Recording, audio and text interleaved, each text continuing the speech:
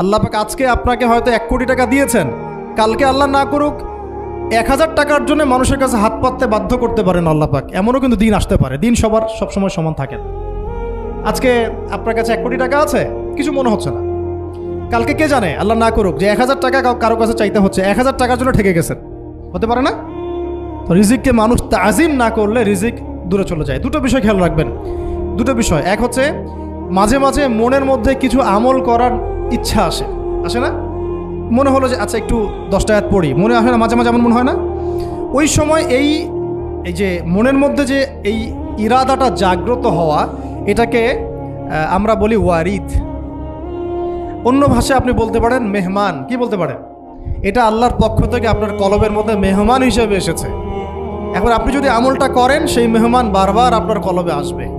যদি আপনি ওই সময় আমলটা না করেন, মেহমান চলে যাবে, মেহমান অসম্মানিত হলে পরে আর আসবে না। একইভাবে রিজিক আল্লাহ পাক দিয়েছেন, এর তাজিম যদি করতে পারেন রিজিক বেশি আসবে। রিজিকের তাজিম সম্মান করতে না পারলে রিজিক আসবে না, বেশি কমে যাবে। উসমান রাদিয়াল্লাহু আনহু সবচেয়ে ধনী ছিলেন না? কেন জানেন? কেন? এটা কি জানেন কেন ধনী ছিলেন? একে তো তিনি প্রচুর দান সদকা করতেন, এটা তো আপনারা জানেনই। আরেকটা জিনিস অনেকে জানে না, তিনি উটের পিঠে বসেছিলেন, কিছু একটা খাচ্ছিলেন, এই 2-1টা দানা পড়ে গেছে নিচে। উটের পিঠ থেকে নেমেছেন, নেমে সেই দানা উঠিয়েছেন, পরিষ্কার করেছেন, ধুয়েছেন, আবার খেয়েছেন। তার এই 2-4টা দানার কোনো কিন্তু মানে পরোয়া না করলেও চলে, তার প্রচুর অর্থ সম্পদ আছে। এত অর্থ সম্পদ যে তাবুক যুদ্ধের দিন 30,000 সেনাবাহিনীর দায়িত্ব নিয়েছেন। 30,000 সেনাবাহিনীর দায়িত্ব নিয়েছেন। সেনাবাহিনী যাবে, থাকবে, খাবে, তাঁবু টাঙাবে, সব দায়িত্ব তার। 30,000 সেনাবাহিনীর দায়িত্ব নেওয়া কি চারটাখানি কথা? তো এই সাহাবী এই কয়েকটা খাবারের দানা উঠিয়ে খেলেন। নবী সাল্লাল্লাহু আলাইহি ওয়াসাল্লাম বলেছিলেন যে তোমাকে আল্লাহ পাক রিজিক বাড়িয়ে দিবেন না কেন? তুমি রিজিকের যে তাজিম বা যে সম্মান তুমি করো, এর বদৌলতে আল্লাহ পাক তোমাকে বেহিসাব রিজিক দিবেন। দুইটা বিষয় খেয়াল রাখবো। আমলের মেহমান হৃদয়ের মধ্যে আসলে তাকে ফিরায় না দেওয়া, তাহলে সেই মেহমান কিন্তু আর আসবে না। মেহমানকে মূল্যায়ন করলে মেহমান বারবার আসবেন ইনশাআল্লাহ। আর রিজিকের তাজিম না করলে রিজিক কিন্তু আপনার ঘরে বেশি বেশি আসবে না। এমনি তো হারামের যুগ, এমনি সুদের যুগ, এমনি ঘুষের যুগ। অলমোস্ট এভরি ফ্যামিলি সুদখোর এখন, অলমোস্ট এভরি ফ্যামিলি। মেয়েরা স্পেশালি যারা শাশুড়ি টাইপের, আপনারা মাইন্ড করেন না, তাদের সাইকোলজি যে এতই নিচে নেমে গেছে এখন যে আমার মেয়ে জাহান্নামে যায় যাক, হ্যাঁ আমার মেয়ে জাহান্নামে যায় যাক, সমস্যা নাই, দুনিয়াতে সে যেন ভালো থাকে। এটা কেন বললাম? একটা সুদখোরের ঘরে তুলে দিতে সে দ্বিধাবোধ করতেছে না, একটা দুর্নীতিবাজের ঘরে তুলে দিতে দ্বিধাবোধ করতেছে না, একটা ঘুষখোরের ঘরে তুলতে দ্বিধাবোধ করতেছে না, একটা মানে কি বলবো মাদক সেবী, ড্রাগ অ্যাডিক্টেড বা এই যে আর কি বলবো ফাসেক জালেম, এই ধরনের ঘরে উঠাই দিতেও সে দ্বিধাবোধ করছে না। 5তলা বাড়ি চাই আমার মেয়ে 5তলা বাড়ি থেকে সুখে থাকবে। এই যে সুখের ডেফিনেশন এখানে দিয়েছেন আপনারা। এই জন্য কত হাজার হাজার মেয়ের জীবন নষ্ট করে দিয়েছেন আপনারা। আমার কথা মাইন্ড করে না, হাজার হাজার মেয়ের জীবন মায়েরা নষ্ট করে দিয়েছে, শুধুমাত্র মেয়েদের দুনিয়াবি সুখ এর সংজ্ঞাটা বুঝতে ভুল করার কারণে। এর নাম যদি সুখী হইতো, তাহলে অমুসলিমরা সুখী না কেন? পশ্চিমারা সুখী না কেন? ওরা আত্মহত্যা করে কেন? এভাবে মেয়েদের জীবন নষ্ট করেছে। অথচ অল্প যদি হালাল রিজিকও হতো, আল্লাহ পাক তাকে বরকত দিতেন, সুখে থাকতো। তা আল্লাহ পাক আপনাদেরকে রিজিকের মূল্য বোঝার, তাজিম করার তৌফিক দান করেন, আমিন। অনেক ভিতরে চলে যাচ্ছে আমি, সময় আমাদের হাতে আরও শর্ট হয়ে আসতেছে। তো এখানে একটা কথা বলে দিব যে রিজিকের প্রসঙ্গ যেহেতু আসছে, যে হালাল খেতে হবে আমাদেরকে, হারামের দ্বারস্থ হওয়া যাবে না। আপনার স্বামী যদি হারাম খায়, আপনি স্বামীকে বুঝান, তাকে ওই চাকরি ছেড়ে দিতে আপনি উৎসাহিত করেন।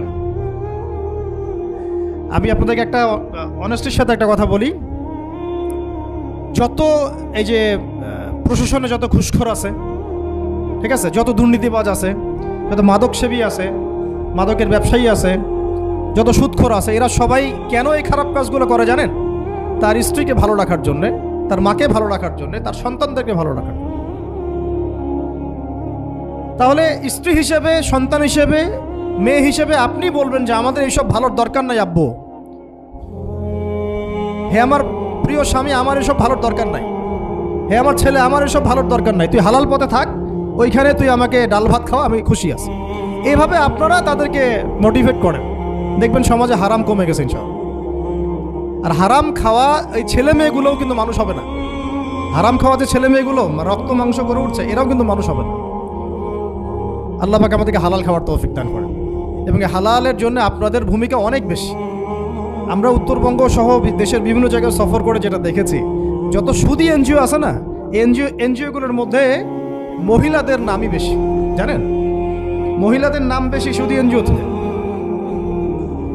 তো এই দাওয়াতগুলো আমরা মা বোনদেরকে দিতে চাই যে কোন অবস্থাতে যেন হারাম রিজিকের দিকে আপনারা না ধাবিত হন, এবং রিজিকে তাজিম করেন, পরিবারের মধ্যে হৃদ্যত ভালোবাসা বজায় রাখেন, একে অপরকে বিশ্বাস, সম্মান এবং শ্রদ্ধা করেন।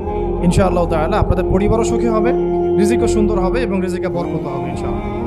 এরপরে আমি আর দু একটা পয়েন্ট নোট করেছি, বলে শেষ করে দিচ্ছি যে এটা স্পেশালি আমি আমাদের ওইসব দিনই বোনদেরকে বলতে চাচ্ছি যে বোনেরা এখনও বিয়ে শাদী করেন নাই। সেটা হচ্ছে যে বিয়ে করার আগেই দিনের বেসিক লেখাপড়া শেষ করেন। এত পাগল হওয়ার দরকার নেই। চরিত্র হেফাজত হচ্ছে না, রোজা রাখেন, ঠিক আছে? দিনই পড়াশোনা আগে শেষ না করে বিয়ে করতে যায় না। বহু আলেমা যারা মাদ্রাসা লাইনের ছাত্রী ছিল, দিনই পড়াশোনা শেষ না করে বিয়ে পিড়িতে বসার কারণে কেরিয়ার ধ্বংস হয়ে গেছে। বিয়ে পরে করেন, আগে পড়াশোনাটা, তুলনামূলক পড়াশোনাটাকে শেষ করে নেন। তুলনামূলক পড়াশোনা শেষ করতে 18 থেকে 20 বছর বেশি লাগে না। যদি আপনি শুরু থেকে শুরু করেন, একদম 18 থেকে 20 বছর হতে হতে আপনার পড়াশোনা মোটামুটি শেষ হয়ে যাবে। আর যে সাবজেক্টগুলো বললাম আমি, ওইগুলোই বেসিক পড়াশোনা। এখন এটা হয়তো সবার ভাগ্যে নসিব নাও হতে পারে, সেক্ষেত্রে বিকল্প অপশন আমরা যাব, কিন্তু আগে মূলনীতি হচ্ছে একটা লেভেল পর্যন্ত পড়াশোনা করার পরেই বিয়ে করেন। কারণ বিয়ের পরে আপনার যত রেসপন্সিবিলিটি আসবে, এটা তখন পড়াশোনা মেনটেন করা এতটাও সহজ না, প্রায় অসম্ভবের পর্যায়ে পড়ে যায়। আর দু একটা বাচ্চা কাচ্চা হয়ে গেলে তো তখন আর কোনো কথাই নাই। তাহলে আপনারা কি আমাদেরকে আয়েশা রাদিয়াল্লাহু আনহার মতো একটা প্রজন্ম দিতে পারবেন না? যদি এটা আপনাদের উদ্দেশ্য হয়, সেক্ষেত্রে কি পড়াশোনা শুরু থেকে করা উচিত না? এখন এই সুযোগটা আমাদের সব বন্ধুদের সামনে হয়তো থাকে না, এই জন্য আমরা বললাম যে বিকল্প অপশনগুলোতে আপনারা দিন শেখার চেষ্টা করেন। আর এরপরে যখন বিয়ে করবেন, পড়াশোনা মোটামুটি শেষ হয়েছে, বিয়ে করবেন, এখন 18-20 বছর বয়স হয়ে গেছে, এখন আল্লাহর ওয়াস্তে দুনিয়াবি বিষয়কে সর্বোচ্চ অগ্রাধিকার দিয়েন না। আজীবন পস্তাবেন, এবং একবার পস্তানো শুরু করলে এই পস্তানো আজীবনও শেষ হবে। তখন মেইল করে, মেসেজ করে লাভ হবে না, কারণ আপনি বিয়ের আগে দিনকে প্রাধান্য দেন নাই, বরং দুনিয়াকে প্রাধান্য দিয়েছিলেন। আপনি বিয়ের আগে দিনকে প্রাধান্য দেন নাই, বরং দুনিয়াকে প্রাধান্য দিয়েছেন। যখন আপনি সবসময় পরকালকে, আল্লাহকে, তার রাসূলকে প্রাধান্য দিবেন, দিনকে প্রাধান্য দিবেন, দুনিয়া আল্লাহই গুছিয়ে দিবেন। আর যখন আপনি দুনিয়াকে সর্বোচ্চ অগ্রাধিকার দিবেন, দিন আপনার কাছ থেকে দূরে সরে যাবে। দিনের একটা গায়রত আছে, একটা ব্যক্তিত্ব, দিনের একটা স্বতন্ত্র গায়রত আছে, সে সবার কাছে ধরা দেয় না। যে তাকে মূল্যায়ন করে তার কাছেই দিন আসে, যে তাকে মূল্যায়ন করে না তার কাছে দিন আসে না। দিনদার ছেলেকে প্রাধান্য না দিয়ে বিয়ে করতে যায় না, জীবনটা ধ্বংস হয়ে যায়। হ্যাঁ, আমি বলছি না দিনদার ছেলে মাদ্রাসাতেই থাকে না, ইঞ্জিনিয়ার লাইনেও থাকতে পারে, ডক্টরও হতে পারে, ইঞ্জিনিয়ারও হতে পারে, কিন্তু এটা বাহ্যিকভাবে এটাকে জাস্টিফাই করাটাও ডিফিকাল্ট। কিছু ক্রাইটেরিয়া দেখে আপনি একটু আন্দাজ করতে পারেন, পুরোপুরি হয়তো কখনোই বুঝতে পারবেন না। সেটা হচ্ছে দিনের প্রতি তার ফিকির কেমন, দিন নিয়ে তার কাজ কেমন, তার লাইফস্টাইল কেমন, তার পরিবার কেমন, কোন পরিবেশে সে বড় হয়ে উঠেছে, তার একাডেমিক্যাল সার্টিফিকেট কেমন, তারপরে তার দাওয়াতের মেহনতে অ্যাক্টিভিটিস আছে কিনা, বা ব্যবসা হালাল কিনা, বা চাকরিটা হালাল কিনা, নামাজ ঠিক আছে কিনা, তার মধ্যে সুন্নাহ আছে কিনা। এগুলো কিছু বাহ্যিক সাইন, যেগুলো দেখে আমরা একটা আইডিয়া নিতে পারি। তারপরে বলবো যে এখানে 100% আপনি এনশিওর হতে পারবেন না, ওইটা আল্লাহ পাকের হাতে।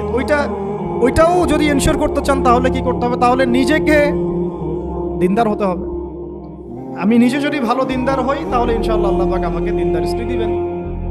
নিজে দিনদার না, তাহলে কি রেডিমেড দিনদার ছেলে আসবে? কখনই আসবে না। দোয়া করতে হবে, রব্বানা হাব লানা মিন আজওয়াজিনা ওয়া যুররিয়াতিনা কুররাতা আ'য়ুন ওয়াজআলনা লিল মুত্তাকিনা ইমামা। দোয়া করতে হবে, যে রব্বি হাবলি মিনাস সালিহিন, রব্বি হাবলি মিন লাদুনকা যুররিয়াতান তাইয়্যিবা ইন্নাকা সামিউদ দুআ। এই বিষয়গুলো থেকে খেয়াল রাখবেন। আর শরীয়তের মেজাজ মাথায় রাখা। শরীয়তের মেজাজের কথাটা আজকে এই জন্য বলছি যে আমরা আমাদের দেশে যে প্রবলেমটা দেখি, ইসলামের পূর্ণাঙ্গ বিষয়গুলো মানুষ মাথায় রাখতে চায় না। ইসলামে যেমন নামাজ, রোজা, হজ, যাকাত আছে, ইসলামে কিন্তু দাওয়াত, তাবলিগ, জিহাদও আছে, তাই না? ইসলামে কিন্তু শরিয়া আইনও আছে, হুদুদ, কিসাস আছে, ইত্যাদি আছে। আমাদের সমাজে দেখেন নামাজ শব্দ পরিচিত কিন্তু কিসাস শব্দ পরিচিত না। কিসাস মানে কয়জন জানেন যে কিসাস শব্দ অর্থ কি? অনেকেই জানে না। কিন্তু কিসাস একটা কোরআনের একটা ফান্ডামেন্টাল বিধান যে কেউ যদি আপনার চুরি করে হাত কেটে ফেলতে হয়, কেউ যদি ব্যভিচার করে বেত্রাঘাত করতে হয়, বিবাহিত হলে রজম করতে হয়, কেউ যদি মুরতাদ হয় তারও মৃত্যুদণ্ড শাস্তি আছে, কেউ শাতেমে রাসূলকে গালি দিয়েছে তারও মৃত্যুদণ্ড আছে। এরকম অনেক বিধান আছে, হুদুদ এবং কিসাস আছে। হত্যার বদলে হত্যা, চোখের বদলে চোখ, জানের বদলে জান। আমাদের সমাজে এগুলো পরিচিত না। নামাজ পরিচিত কিন্তু, তাসবিহ তাহলিল পরিচিত, ঠিক আছে? এরকমই সমাজেও বহু বিবাহ এটা অপরিচিত। হ্যাঁ, আপনি একটা বিয়ে করে বাইরে 4টা 5টা 6টা মেয়ের সাথে খারাপ সম্পর্ক করলে সমাজ এটাকে প্রমোট করে, এটাকে কাছে আসার গল্প নাম দেয়। কিন্তু একটা মেয়ের পুরো জীবনের রেসপন্সিবিলিটি আপনি নেবেন হালালভাবে, তখন সমাজ আপনাকে বাঁকা চোখে দেখবে এবং বিতর্কিত করবে। তো আমরা এখনও ওই ইসলামের ওই মেজাজে যাইতে পারি নাই। আমার মেয়েকে বড় করার সময় এটা তার মাথায় ছোট থেকে দেওয়া উচিত যে হ্যাঁ, ইসলামে কিন্তু বহু বিবাহের ব্যাপারও আছে, ওকে ওইভাবেই ওই মেজাজেই বড় করা উচিত। এখানে আরেকটা প্রশ্ন আসতে পারে যে এটা তো ঐচ্ছিক। অবশ্যই ঐচ্ছিক, কেউ চাইলে করতে পারে, কেউ চাইলে নাও করতে পারে, সবার উপর এটা ফরজ না, কখনোই না। এবং এটাকে আমরা বড় স্কেলে এটাই সুন্নত এটাও বলতে পারবো না। ওইটা একটা নির্দিষ্ট প্রেক্ষাপটে অ্যাপ্লাই করার বিষয় ছিল। যেমন উহুদের যুদ্ধ হয়ে গেছে, অনেক মেয়ে এতিম হয়ে গেছে। এখন এই মেয়েগুলো দায়িত্ব কে নিবে? বহু বিবাহের ব্যাপারটাতে আসলো তখন সূরা নিসার আয়াত যে তোমরা এখন পছন্দ হলে মাসনা সুলাসা রুবা করতে। এটা কাউকে ফরজ করা হয় নাই, কারো উপরে ফরজ করা হয় নাই। যার সামর্থ্য আছে তোমরা করতে পারো, খালাস। ওই মেয়েগুলোর দায়িত্ব নিয়ে নেওয়া হলো রাষ্ট্রীয়ভাবে, এবং তারা সম্ভ্রম পেল, সম্মান পেল, গার্ডিয়ানশিপ পেল, তাদের সমস্ত অধিকার ফিরে পেল। এটা ইসলামের একটা বিধান আছে। একেবারে এটাকে বাদ দিয়ে এটাকে অস্বীকার করা, কুফরি করলে কিন্তু কোরআনের সাথে আপনার কুফরি হয়ে যাবে। আপনার নিজস্ব রুচিবোধ থাকতে পারে যে আমি এটাকে পছন্দ করি না, সেটা আপনার ডিসিশন, এটা কোনো সমস্যার কিছু নেই। এমনকি ইসলাম আপনাদেরকে বলেছে যে মেয়ের অনুমতি ছাড়া তাকে বিয়েও দেওয়া যাবে না। সবার নিজস্ব জায়গা থাকতে পারে, কিন্তু ইসলামের প্রত্যেকটা বিধানকে মাথায় রাখা যেটা ইসলামের একটা অংশ। না হলে আমরা অনেক সামাজিক সমস্যার সমাধান দিতে পারবো না। বাংলাদেশে এখন 6 লক্ষ মেয়ে আছে যারা এতিম, অবিবাহিতা, বিধবা, আরও বেশি। আমরা রাষ্ট্রীয়ভাবে তাদের কোনো ব্যবস্থা করতে পারবো না, সম্ভব না। এইখানে মেয়েদেরকে, যেহেতু মেয়েদের মধ্যে আমি কথাগুলো বলছি, এই জন্য আমি এই কথাটা টাচ করলাম যে ইসলামের পূর্ণাঙ্গ বিষয়গুলো আমাদের মাথার মধ্যে রাখা, যে আমাদের যেন এমন কোনো বিষয়কে অস্বীকার করে না বসি যেটা আবার আমাকে ইমান থেকে বের করে দিবে। আমার নিজের আমল না হতে পারে, আমি নিজে সেটা পছন্দ না করতে পারি, বা আমার মতামত থাকতে পারে, সেটা আলাদা ইস্যুস। কিন্তু ইসলামের বিধানগুলোকে আমরা কোনোভাবে যেন ডিনাই করতে না যাই, এটা আমাদের মাথায় রাখতে হবে। আর এটা সমাজের কল্যাণের জন্যই আল্লাহ রাব্বুল আলামিনের পক্ষ থেকে একটা এখতিয়ার দেওয়া হয়েছে।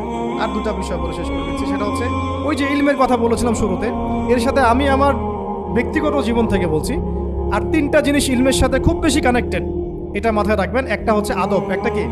আদব। আদব রক্ষা করতে না পারলে ইলম অর্জন করতে পারবেন না। তাই আদব রক্ষা করার জন্য আমাদেরকে ওই জেনারেল লাইনে পড়াশোনার মেজাজটা ত্যাগ করে আসতে হবে। আমরা ওইখানে যে মেজাজে পড়াশোনা করি, ওই মেজাজটা আমাদেরকে একটু কর্পোরেট হতে শেখায়। মানে আমি বেতন দিয়েছি 500 টাকা, আমি 500 টাকার ক্লাস পাইলাম না কেন, তাই না? মেজাজটা এরকম আর কি। অথচ এখানে ওস্তাদের দোয়া নেওয়ার জন্য আমাদেরকে সিরিয়ালে দাঁড়িয়ে থাকতে হবে। এটা হচ্ছে এই প্ল্যাটফর্ম, এটা হচ্ছে ওই অন্য জায়গা। এখানে একজন নবী হয়েও মুসা আলাইহিস সালাম যুগের পর যুগ হাঁটছেন এমন একজন ব্যক্তির সাক্ষাতের জন্য যিনি তার চেয়ে বেশি জ্ঞানী। তার নাম খিদর আলাইহিস সালাম, যিনি তাকে সাথে নিতে চাচ্ছেন না। তিনি বলছেন যে ইন্নাকা লান তাস্তাতিআ মাইয়া সাবরা, তুমি তো আমার সাথে ধৈর্য ধরতে পারবে না। কিন্তু মুসা আলাইহিস সালাম তারপরও চললেন, বারবার প্রশ্ন করলেন, কিন্তু শেষ পর্যন্ত সম্পর্ক কিন্তু ছেদ হয়ে গেল। মনে আছে কি? হাদিস সূরা কাহফের কথা বলছে। তো এটা হচ্ছে এই ইলমের জায়গাটা এমন একটা ইলমের জায়গা যেখানে আদব রক্ষা না করলে ইলম পাওয়া যাবে না। আরেকটা বিষয় হচ্ছে তাসকিয়া, ইলম অর্জন করে ওস্তাদের কাছ থেকে দোয়া নেওয়া এবং আত্মশুদ্ধি অর্জন করা। মনের মধ্যে কোনো হিংসা না রাখা। আমাদের সবার এখন মনের মধ্যে যে হিংসা দিয়ে ভর্তি, হিংসাগুলোকে ছেড়ে দেন, মন বড় করে ফেলেন, আল্লাহর জন্য ছেড়ে দেন, হিংসা ত্যাগ করেন, গীবত করা বন্ধ করে দেন, অপবাদ দেয়া তো একেবারেই নিষেধ। পরশ্রী কাতরতা ছেড়ে দেন, মনটাকে একদম খালেস করে রাখেন। একদম সাহাবী সম্পর্কে নবীজি বলছেন, এই যে এখন যে সাহাবী ঢুকবে মসজিদে ও জান্নাতি, সবাই আগ্রহ নিয়ে বসে আছে, কে এসে ঢুকলেন জান্নাতি। পরের দিনও সেম কথা, এখন যে ঢুকবে সে জান্নাতি। সেম সাহাবী ঢুকলেন, পরের দিনও সেম কথা, এখন যে ঢুকবে সে জান্নাতি। সেম সাহাবী ঢুকলেন। এবার একজন সাহাবী কৌশল করে তার বাসায় গেলেন, দেখি তো কি আমল করে সে। তো দেখলেন তো রাত্রেবেলা তাহাজ্জুদে উঠতেছে না, এশার নামাজ পড়ে ঘুমায় গেছে, ফজরের নামাজে উঠলো। 3 দিন থাকলেন, 3 দিন সেম সেম। তখন তিনি বললেন, আচ্ছা ভাই, তোমার ব্যাপারে নবীজি এরকম মন্তব্য করেছেন, তোমাকে তো এমন কোনো খাস আমল করতে দেখলাম না। তো তিনি বলছেন, আচ্ছা একটা বিষয় হতে পারে, আমি অত বেশি আমল হয়তো করি না, কিন্তু আমি যখন ঘুমাতে যাই আমি সবাইকে মাফ করে দিয়ে ঘুমাই। মন ফ্রেশ, মনটা থেকে সব বের করে দেওয়া, এটা তাসকিয়া, এটা ইলমের সাথে সম্পৃক্ত। আল্লাহ পাক আমাদের সবাইকে এই বিষয়গুলো বোঝার তৌফিক দান করবেন। আর এরপর আমি বলবো যে সন্তান প্রতিপালনে যত্নশীল হন, কারণ এরপরে তো আমাদের অ্যাসেট তারাই। এবং মেয়েদেরকে আমি বলবো যে আপনারা বেশি বেশি সন্তান নেবেন। কে শিখাইছে একটা বাচ্চা নিতে হবে, 2টা বাচ্চা নিতে হবে? এগুলো বোগাস কথাবার্তা পশ্চিমারা শিখাইছে। আর নবী সাল্লাল্লাহু আলাইহি ওয়াসাল্লাম কি বলেছেন? আমি সেই নারীদেরকে নিয়ে গর্ব করব যেই নারীরা বেশি বেশি সন্তান জন্ম দিবে। আমি আমার উম্মতের সংখ্যা নিয়ে গর্ব করব। হ্যাঁ, সবার ফিজিক্যাল কন্ডিশন এক না হতে পারে, কিন্তু এই মানসিকতাটা ত্যাগ করতে হবে যে আমার একটাই, 2টি সন্তানের বেশি নয়, একটি হলে আরও ভালো হয়। এইসব পশ্চিমা তন্ত্রমন্ত্র বন্ধ করতে হবে। ঠিক আছে, এরপরে বলবো যে মিডিয়া দিয়ে, আচ্ছা, এই সন্তান প্রতিপালনের ক্ষেত্রে একটা কথা বলে দেই যে প্যারেন্টিংয়ের অনেক বই বাজারে বের হয়েছে, প্যারেন্টিং টিপস আছে। এই প্যারেন্টিংটা নিয়ে আলাদা ইনশাআল্লাহ একদিন সেশন করবো, এখানে অনেক কথা বলার আছে।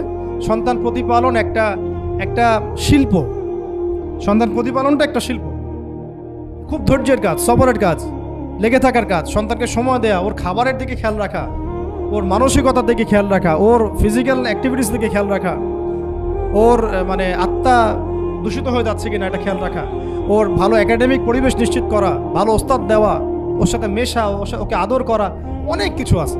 এটা নিয়ে ইনশাল্লাহ আমরা একদিন আরেকটা সেশন করবো ইনশাল্লাহ। তো সন্তান প্রতিপালনের সাথে আমি বলবো যে প্রচলিত যে মিডিয়াগুলো, এই জি বাংলা, স্টার জলসা, এই যে পিছনে লেখা আছে যে অপসংস্কৃতি, এক কথায় বিজাতীয় অপসংস্কৃতি, এই মিডিয়াগুলো বাসা থেকে বন্ধ করে দেন। একেবারে টেলিভিশনের দরকার নেই বাসা। অনলাইনে আমরাও কিছু কিছু ক্ষেত্রে আসলে আমরাও অনলাইনের মধ্যে ডুবে গেছি। আমি নিজেও ফিকির করছি, চেষ্টা করছি এখান থেকে বের হওয়ার জন্য। আপনারাও বের হন, মানে প্র্যাকটিক্যাল জীবনে আসেন। এটা একটা ভার্চুয়াল জগৎ, এখান থেকে আমরা যা দেখি এটা আমাদের মাথার মধ্যে প্রভাব বিস্তার করে। বহু সামাজিক ঘটনা এবং পারিবারিক অঘটন এই ফেসবুক, ইউটিউব থেকে হচ্ছে। এই কন্টেন্টগুলো দেখা আমাদেরকে বন্ধ করতে। বাস্তবতার সাথে এগুলো কোনো সম্পর্ক নেই।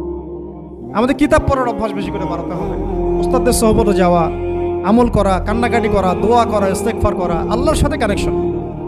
আল্লাহ পাক আমাদেরকে মিডিয়ার এই রং ঢং বলি আমি, মিডিয়ার এই রং ঢংগুলো ত্যাগ করতে হবে। মিডিয়া একটা কিছু দেখলে আমাকে কেন কিনতে হবে? কেন আমি একটা মিডিয়াতে দেখলাম যে এরকম একটা নতুন অর্নামেন্টস আসছে, আমাকেই কেন কিনতে হবে? কেন আমাকে, কেন আমি ওইটার জন্য আবার বাসায় চাপ দিব? কেন ওইটা আমি আমার পরিবারে ফাসাদ সৃষ্টি করার কারণ হবে? প্রয়োজন নাই। আর আমাদের মানে মাদ্রাসার মেয়েদেরকেও এসব থেকে দূরে রাখতে হবে, মিডিয়া থেকে দূরে রাখতে হবে। মানে সব মিডিয়া উপকারী না, বরং মিডিয়ার মধ্যে 99%ই ইসলামিক মিডিয়া না।